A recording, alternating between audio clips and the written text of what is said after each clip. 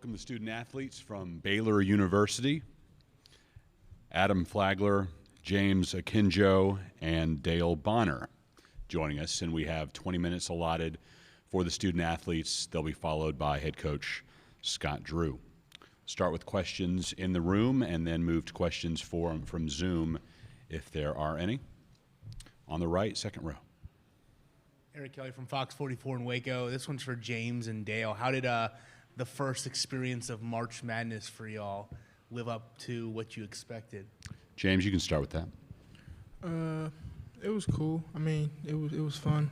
It was intense, but it wasn't nothing like too crazy or nothing that I didn't expect, you know. So I mean, it was cool. It was fun.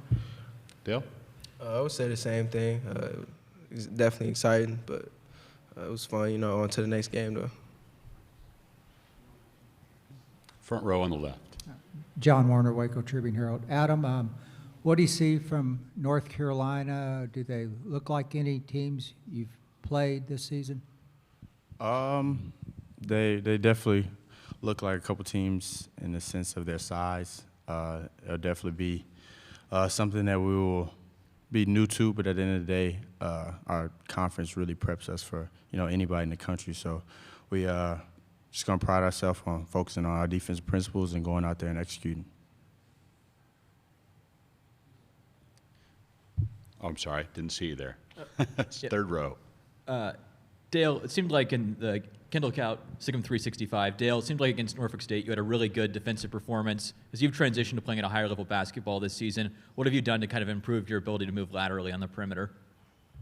I would just say consistently bringing energy. Energy and confidence can do a lot for you, and that's what I try and do every time I play. So. On the left-hand side, second row.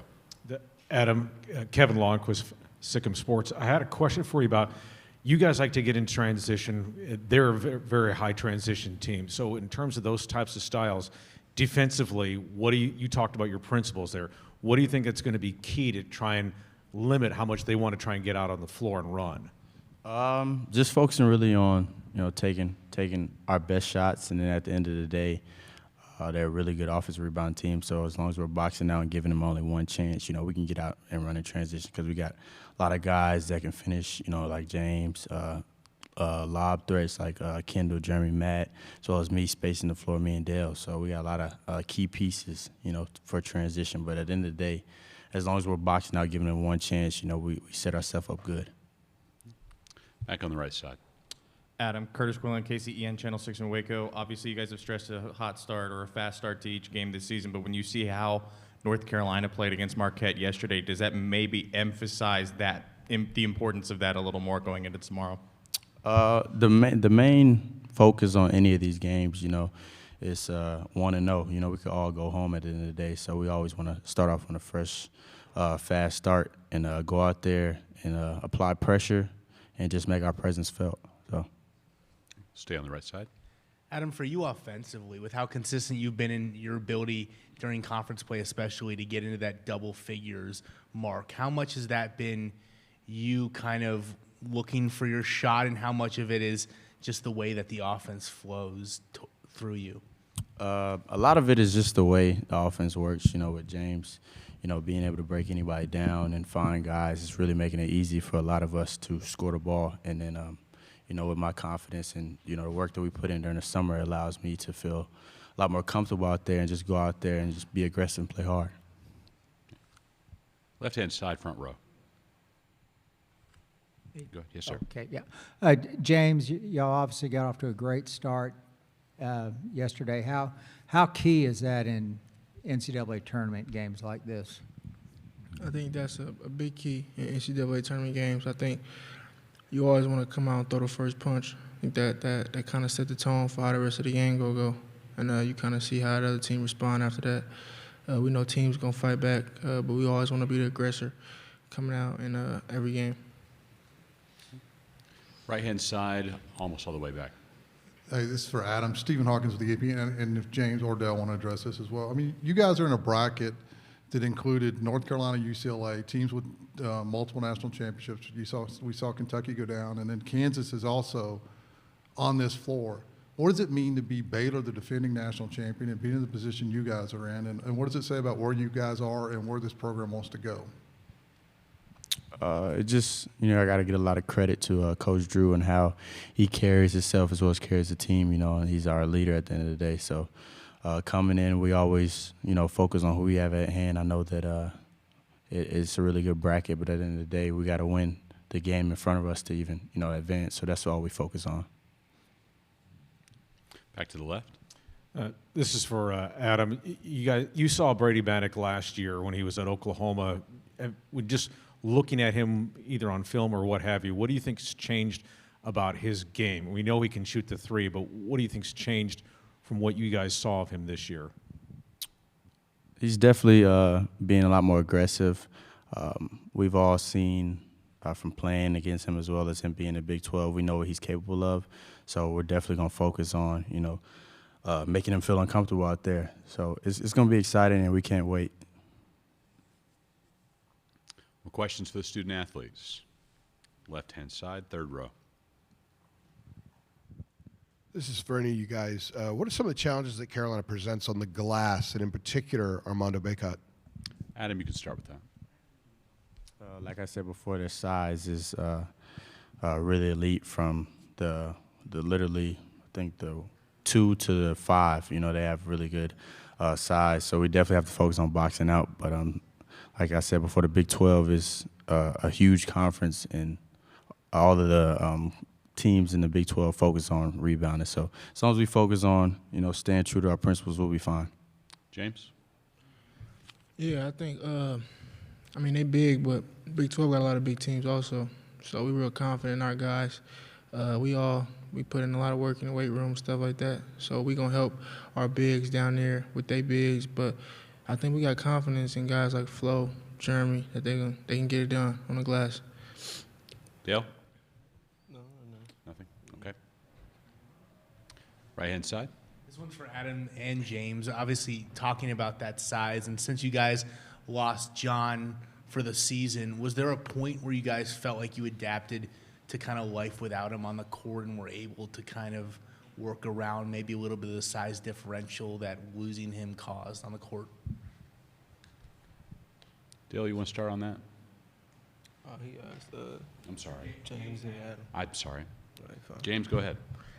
I ain't gonna lie, like for me personally, I never get used to seeing John not on the court. So it's kind of always weird seeing him not out there with us. But when we out there, we kind of it just put a big responsibility on not just the bigs but the guards to get on there and help rebound. And he helping every day, just talking and stuff like that. So I think that we're adjusting pretty well, not having him. We're starting to rebound more, and we're getting better and better with it every day.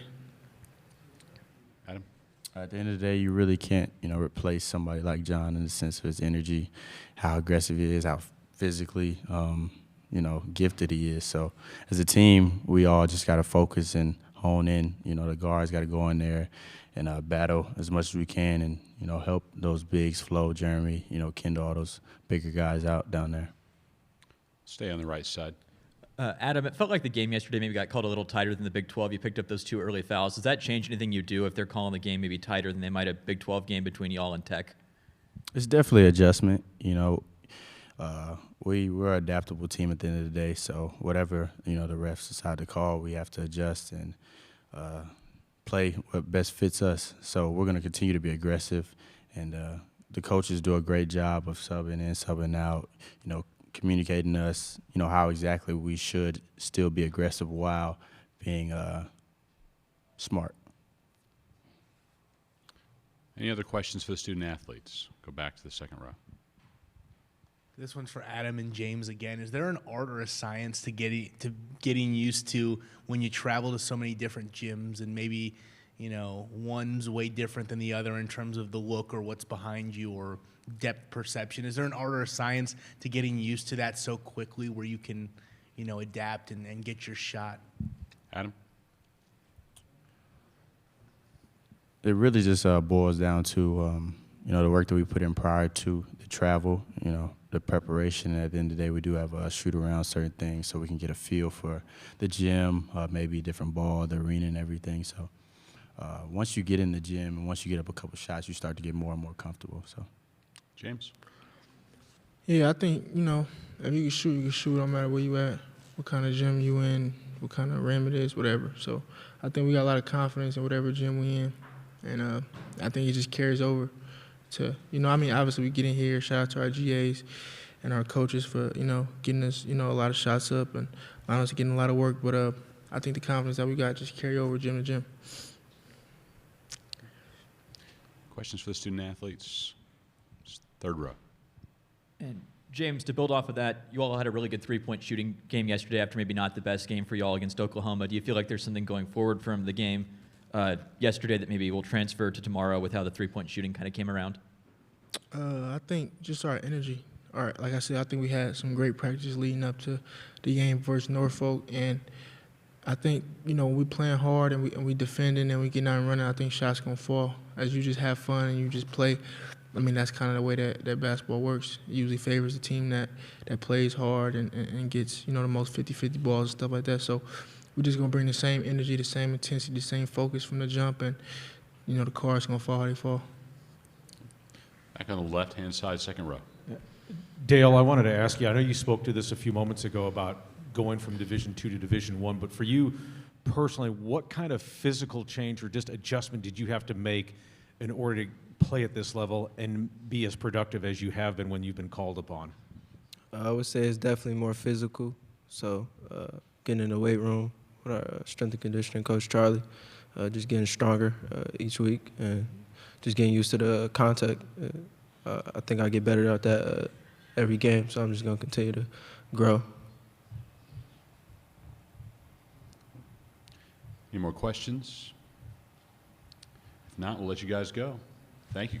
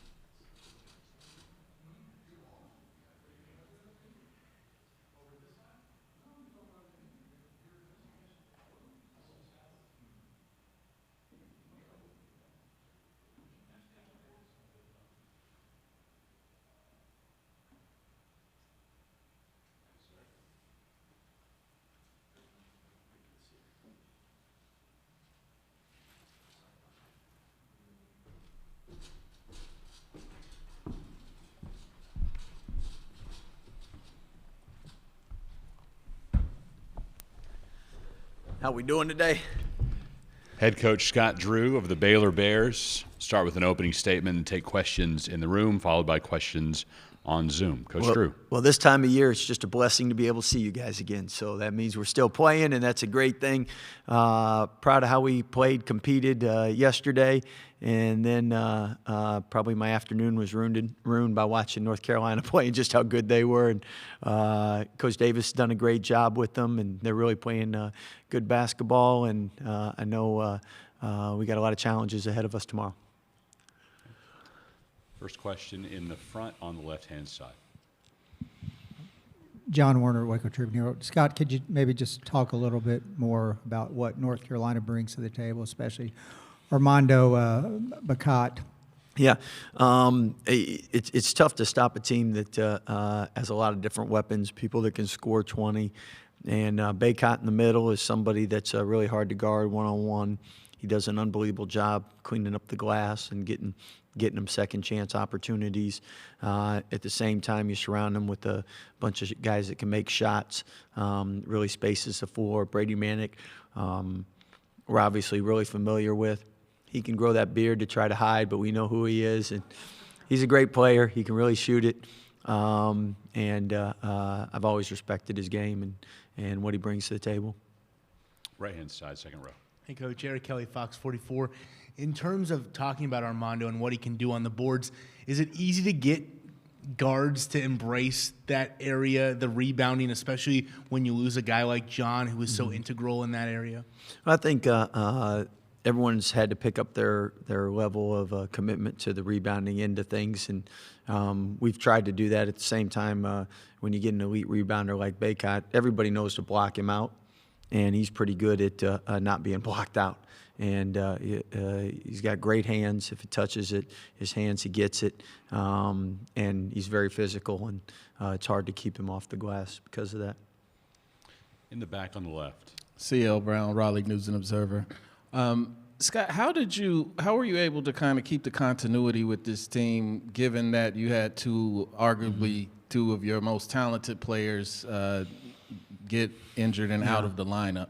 I think it's a tribute to the staff. It's done a great job game planning, assistant coaches, and most of the credit obviously go to the players. They've all stepped up, embraced different roles, different things they had to do, make up for, and they know what a loss it's been not having LJ and John. So throughout the year, we've had more injuries this year than probably we've had in maybe ever in my 19 years at Baylor, and we've had different guys step up, and that's really been helpful throughout. So I think players are used to stepping up and helping out. Far right, Mr. Hawkins from the AP. Stephen Hawkins with the AP. Scott, you're in this bracket with North Carolina, UCLA, Kentucky was in this bracket, all multiple championships, Kansas on the same floor. What does it mean to be the defending champion, and what you guys are trying to do and what you've been able to accomplish so far at Baylor? Well, what's so great about March is no matter what game you watch and no matter who you probably picked in your bracket, you know that it's a one-game, 40-minute event. So anything can happen, and there could have been several other upsets yesterday with the close games. So really, I think the important thing is having player-led teams, and what I mean by that is them understanding just the parity in college basketball and how hard and how well they have to play if they want to stay in this tournament. And it doesn't guarantee. I mean, you can play a great game and go home, but I think a lot of times you see 16-1 or 15-2, and you just assume there's a big difference. And for 40 minutes, nobody wants to go home, so you better bring it. On the left, second row. Scott, Kevin Longquist, Sikkim Sports. You guys obviously thrive a lot off of your transition game, and UNC does the same. Is there kind of a delicate balance you have to walk because of what they can do on that when they're on offense and what you guys need to do defensively to try and limit that? Yeah, we prefer to make shots, so they got to take the ball out of bounds, not turn it over, and not let them get out by our misses. But great teams score easy, and North Carolina scores easy in transition. They turn you over and score easy. So I think both teams. Why we're both good is because in basketball, really things are pretty simple, and that is take good shots, offensive rebounds, so when you miss them, you get them back. Don't turn it over. And North Carolina's really gone to another level as far as assist to turnovers. I mean, their ratios, especially from conference on down, are really impressive. So they do a good job in limiting people's easy buckets by not putting themselves in positions with live ball turnovers. Third row on the right. Kendall Kaut, Sikkim 365. Scott, with the NCAA tournament, when you have the potential to play North Carolina or Marquette, do you have a few guys in the bracket comes out that get ready for either contingency, and then kind of how do you attack it once you know North Carolina's the opponent from there? Yeah, so usually each assistant coach will grab one team, and either one they're familiar with or scouted before, and then from there you go with who wins, and you're ready once the game's over. On the left, next to last row. Trayvon Miles, ABC 11 in Raleigh. Scott, you talked about how well Carolina played yesterday. Without giving away too much of your game plan, how do you decide on what you want to limit, whether it's inside and focusing inside, or just how hot they can get from behind the arc? Well, I think first and foremost, you got to do, especially when you only have 1 day prep, you got to do and stay with what got you here. So I don't know if teams are going to make too big adjustments and try things that they haven't done all year and don't feel comfortable with. At the same time, I mean, both teams don't want to give up layups and both teams don't want to give up uncontested threes. And that's why you're hoping they grasp and learn as much as they can in the scouting report. So buckets become more isolation plays rather than having advantages based on execution. Back on the right. Coach, you think about Adam and how consistent he is in terms of reaching that double-figure plateau, especially in conference play. What's that area where he's been so good in that has allowed him to be so consistent there? Well, I mean, Adam's somebody that the bigger the game, it doesn't affect him usually the better he plays, and he's a two-way guy, and he can score at all 3 levels. So you feel comfortable as a coach when you have someone like that that has experience and doesn't get rattled, and doesn't mean he's always going to make the game-winning shot, but or the game-winning play, but he usually doesn't beat himself, and he always shows up for the team. On the left. Scott, how do you counter such a great defensive player in Leaky Black? Well, I think if it was just one, I wouldn't be worried. But all of them are pretty athletic, move their feet, do a good job. And what's really impressive is both teams don't play, have a big rotation, and both teams do a good job staying out of foul trouble. So that means you're doing your work early and moving your feet. So at the end of the day, for us, we're going to do what we do, and there's things they're going to try to take advantage of. We're going to try to take advantage of, and usually it comes down to players making plays, and we like to say control what you can control. As many tough shots as they have to make, contested shots they have to make, we can live with those results. We can't live with uncontested or unforced errors on our self-inflicted wounds on our part. Back on the right near the center aisle.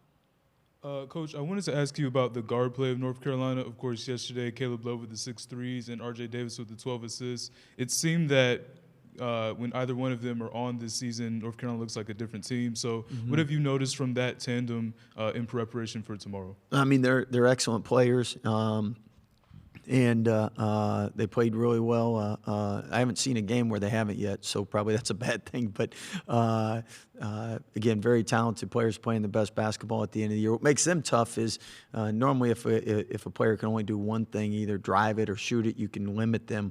When they can do multiple things, both of them are very good at creating for themselves and others, and they can score beyond the arc, and they can score in the paint. So again, you just try to limit easy buckets for them, make them earn everything, and make it as difficult as possible. Return to the front row on the left. Scott, when Matt Meyer's shooting like that, especially from outside, what does that do for the rest of the team? That makes us look like better coaches. So obviously making shots helps everybody. So with us, it's really the quality of the shot. And if we get our players to take good shots, then we're doing our job, they're doing their job, and we can live with the results. Back on the right. Scott, we all know that Coach Tang's name is out there for several opportunities, and clearly deservedly so, and he's been there before. Can you talk about how he's kind of, I know he's focused on this team, but talk about how he's handling it, but also how he's ready for that opportunity when it comes, if it comes? Yeah, I mean, Coach Tang and I have been together 19 years, and he's had opportunities before, but obviously each year those opportunities grow, and deservedly so. He's done a remarkable job. I know a lot of people say the next Tommy Lloyd, and I know Tommy really well, and I knew he'd do a great job when he chose to leave, and Coach Tang's the exact same way.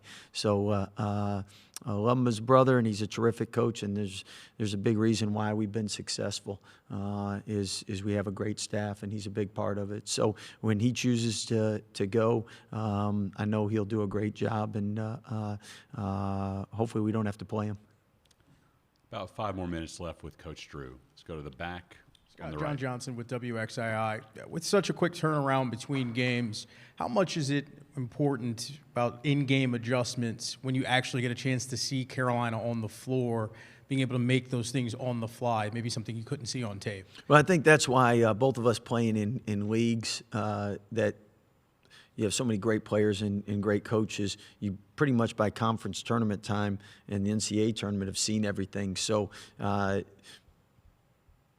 at least you can bring a reference, like this is similar to what Iowa State did, or this is similar to what maybe Duke does for them. So that's non-conference scheduling. Conference prepares you for this, and guys are used to making adjustments. And the great thing is they have a database, and they have experience in games of doing whatever you would change to. There's very few things this time of year you'll do that you've never done or seen. Let's return to the left.